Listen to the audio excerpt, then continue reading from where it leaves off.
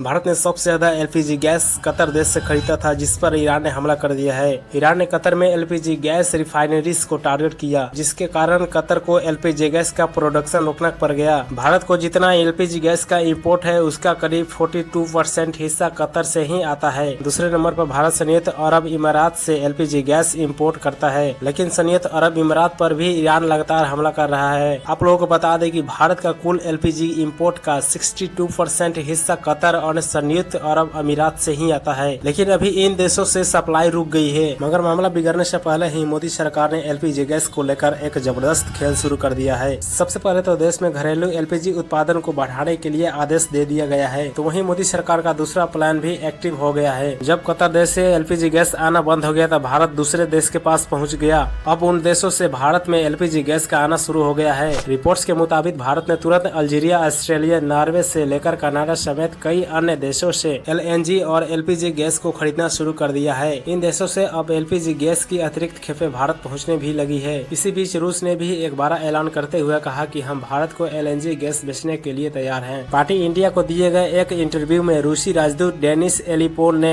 LNG gas को लेकर एक बहुत बड़ा ऐलान कर दिया है। डेनिस एलिपो ने कहा है कि अगर भारत चाहे तो हम भारत को एलएनजी गैस बेचने के लिए तैयार है। मजे की बात यह है कि कुछ दिन पहले ही रूस के राष्ट्रपति पुतिन ने यूरोपीय देशों के अकड़ निकालते हुए कहा था कि अगर यूरोपीय देश रूस पर प्रतिबंध लगाने की सोचेंगे तो हम यूरोपीय देशों की एलएनजी सप्लाई को भी रुकवा सकते हैं। लेकिन इसी समय में रूस ने अपने पक्के दोस्त भारत को एलएनजी गैस देने की पेशकश कर दी है। आप लोगों को बता दें कि ऐसे ही क्राइसिस सिचुएशन से निपटने के लिए मोदी सरकार ने पिछले कुछ समय से निर्यात डेस्टिनेशंस को बढ़ाने का काम कर रही है। अब मोदी का यही प्लान सफल होते दिखाई दे रहा है। बहरहाल जिस वक्त स्टेट ऑफ हार्मोस की वजह से 85 देशों को तेल और डीजल के दाम बढ़ाने पड़ गए हैं, उसी समय भारत अभी भी ग्लोबल प्रेशर के सामने टिका हुआ है। चीन, पाकिस्तान और अमेरिका समेत कई यूरोपीय देशों ने पेट्रोल को और डीजल के दामों को बढ़ा दिया है, लेकिन भारत ने अभी तक पेट्रोल और डीजल के दाम नहीं बढ़ाए हैं। इसी बीच भारत को एक बहुत बड़ी कूटनीतिक जीत भी मिल गई है। भारत ने पश्चिम एशिया के भीषण तनाव के बीच स्टेट ऑफ हार्मोस का रास्ता भी सुरक्षित कर लिया है। भारतीय विदेश मंत्री एस जयशंकर ने ईरान के विदेश मंत्री सैयद अब्बास से बात की। इसके बाद ईरान ने भरोसा दिया है कि स्टेट ऑफ हार्मोस में भारतीय टैंकर को कोई भी नुकसान नहीं पहुंचाएगा।